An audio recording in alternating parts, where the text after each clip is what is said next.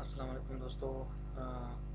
एक मरतबा फिर मैं एक्सेल का एक वीडियो आपके साथ शेयर कर रहा हूँ, आपके लिए लाया हूँ। जो मेरे व्यूअर्स हैं, जो मेरे बाबू हजरात हैं, जो सीखना चाहते हैं एक्सेल, MS एक्सेल में काम करना, जिनके लिए अमूमन कंटीजेंट बिल्स बनाने पड़ते हैं, कोई स्कूल हो या कोई दफ्तर हो, उनके लिए उन्हें ये बिल्स बनाने पड़ते हैं। तो मैं आपसे यही गुजारिश करता हूँ कि अगर आपको ये चीज़ एक्सेल में अगर आपको ये डॉक्यूमेंट्स चाहिए तो मैं आपको व्हाट्सअप कर दूँगा।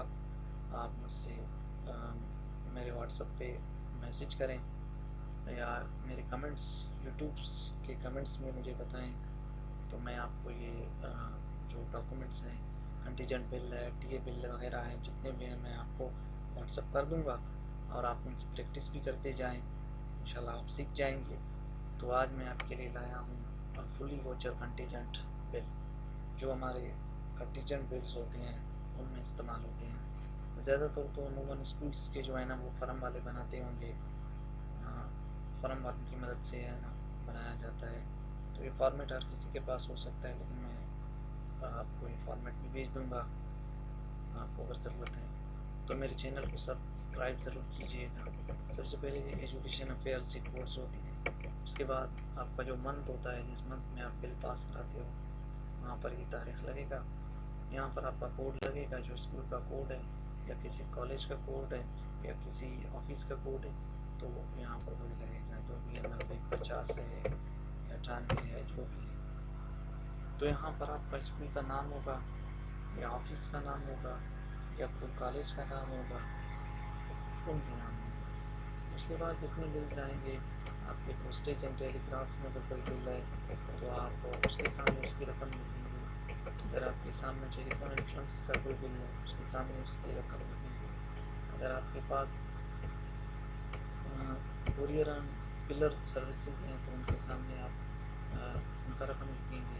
फिर आपके टोटल कम्युनिकेशंस हैं, जिनकी आपका गैस है, आपका वाटर चार्जेस हैं, आपका इलेक्ट्रिसिटी है, इनके ऊपर आपको टैक्स जो है ना नहीं होता, इनके ऊपर आपका टैक्स नहीं होता। इनसे आप जो है टैक्स नहीं काट सकते।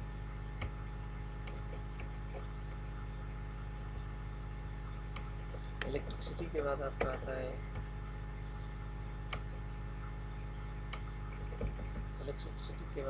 आता है हॉट एंड कोल्ड। ये भी आपके कम्युनिकेशंस में है, कन्वे चार्जेस है। तो इलेक्ट्रिसिटी के सामने आप इलेक्ट्रिसिटी लिखोगे, हॉट एंड कोल्ड के सामने आप हॉट एंड कोल्ड की रकम लिखोगे, ठीक है। कन्वे चार्जेस के सामने आपका कन्वे चार्जेस आएगा। उसके बाद टोटल यूटिलिटीज़ जो होती है आपकी, यही थी, सॉरी कम्युनिकेशंस ऊपर वाले थे। यूटिलिटीज़ जितने सारे हैं उनसे आपको इनकम टैक्स नहीं देना पड़ता। तो आपका ट्रैवलिंग बिल, ट्रैवलिंग अलाउंस है, लेकिन ये यहाँ पर नहीं आता है।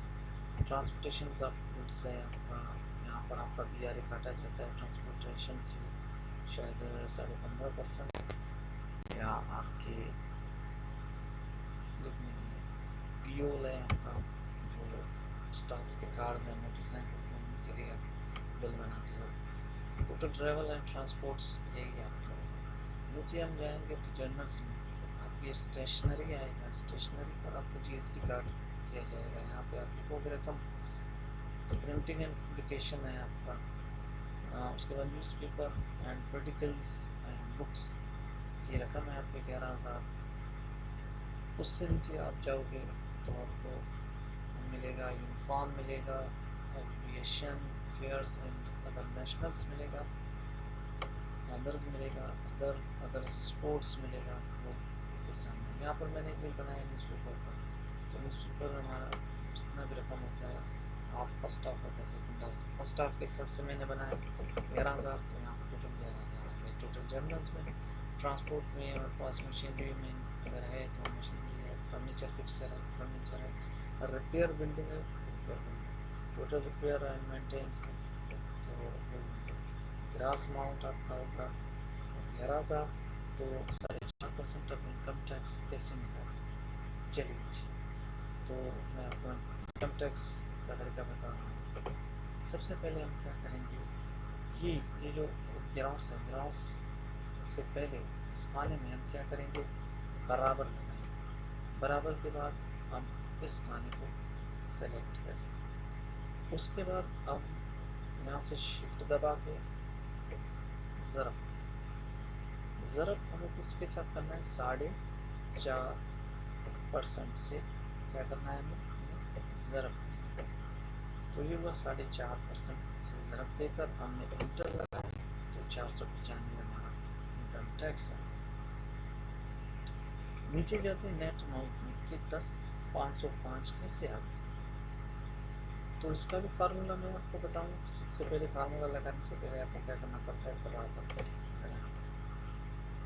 तो 11,000 में से क्या किया मैंने, सेलेक्ट किया E37 को सेलेक्ट किया। ये ई है आपका, एक मिनट,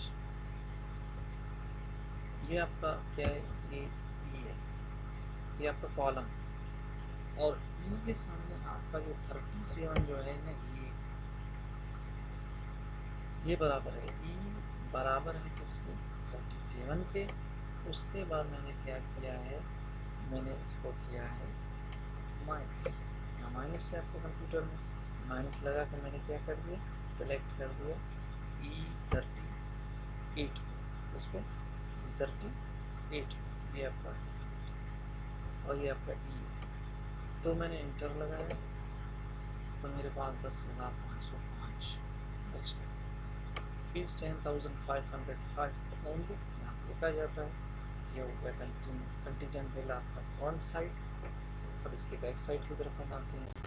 बैक साइड में आपको कुछ नहीं करना पड़ता क्योंकि मैंने सब फार्मूला इसके अंदर लगा लिए हैं। अगर आपको बैक के लिए फार्मूला लगाना है तो यहाँ पे देखते हैं, यहाँ पे फार्मूला है, ये देखिए, ये देख रहे हो, ये फार्मूला लगाया कि बिल बराबर है, बराबर बिल, फिर उसके बाद एग्जामिनेशन 37 लगाया है, ठीक है। एग्जामिनेशन 37 कहाँ पे है, ये देखो। अगर आप बिल में जाओगे तो 37 आपको नजर आएगा। ये 37 है।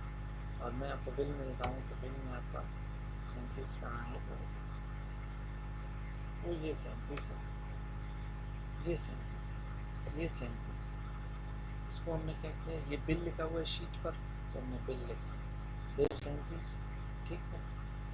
अब बैक पे जाते हैं, ये बिल 37 यहाँ पे आ, नीचे वाले में क्या है, बिल एग्जामिनेशन 38, ठीक है।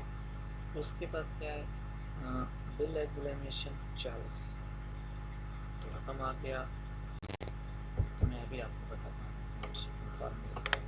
पहले सबसे पहले मैं आपको बता दूँ, ओके।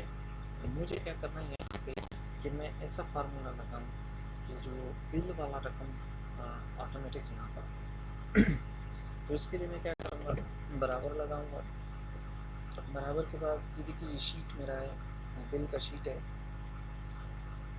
तो मैं इस बिल को लिखूँगा बिल, फिर मैं एक्सक्लेमेशन कोड जो होता है, एक्सक्लेमेशन अब मैं लगाऊंगा E37।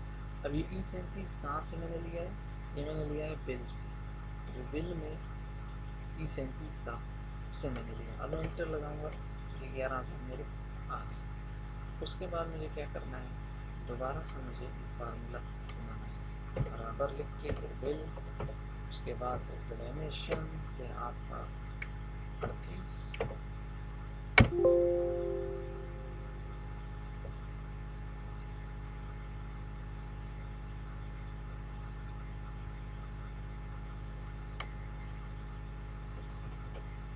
बिल एग्जामिनेशन बराबर है 38। कहीं पे गलती है शायद,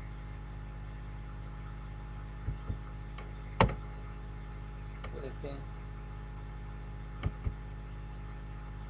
यहाँ तक तो सही है, 38 तो सही है, 37।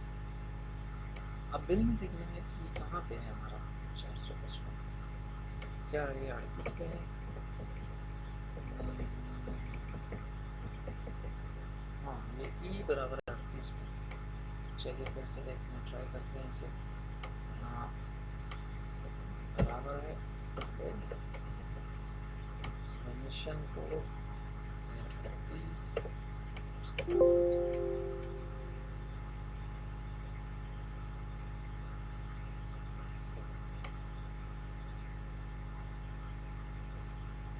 चलिए बड़ा हो गया है। चलिए देखते हैं कितने इसमें इसको देखते हैं। Bill explanation 38। Okay know try.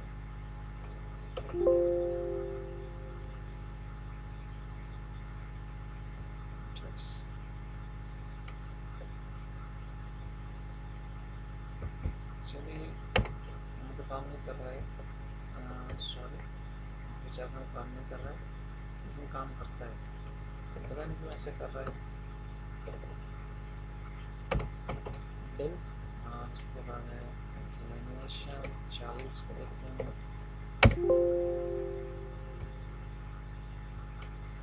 काम करना बंद कर दिया।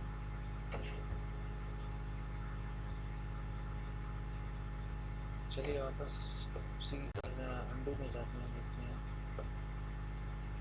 क्यों हमसे नहीं होगा। एग्जामिनेशन 38, एग्जामिनेशन 40 इसी तरह से होता है। उसके बाद ये भी इसी तरीके से है। बिल एग्जामिनेशन E41, तब ये यहाँ पे आ गया। नीचे आपके सर्टिफिकेट से आपका यहाँ पे सिग्नेचर होता है और यहाँ पे भी सिग्नेचर होता है आपके हेड का। उसके बाद ये बैक साइड आपका कंप्लीट हो जाएगी। उसके बाद हम जाते हैं GFR। ये GFR 3 में आपको कुछ नहीं करना, आपको यहाँ पे कोड लिखना है स्कूल का, जो भी कोड है आपका। उसके बाद यहाँ भी सिस्टम वही है। सैंक्शन आर्डर से जो है ना, मैंने B12 लिया है तो ये आया है ऑटोमेटिकली जनरेट हुआ। इसी तरह से आप फार्मूला उसको लगाते जाओ, शायद आपको समझ भी आ जाए। यहाँ पर भी मैंने ऐसे किया है, यहाँ पर भी मैंने बिल से लिया है 37 को, और ये बिल 37 को मैंने क्या किया यहाँ पे लाया, और नीचे इसको भी मैंने ऐसे किया है, इसको भी मैंने ऐसे किया है। E40 से मैंने लिया बिल एग्जामिनेशन, E40 से मैं इसको लिया, तो मैं इसको मिटा दूँ और फिर से मैं इसे बिल एग्जामिनेशन 40।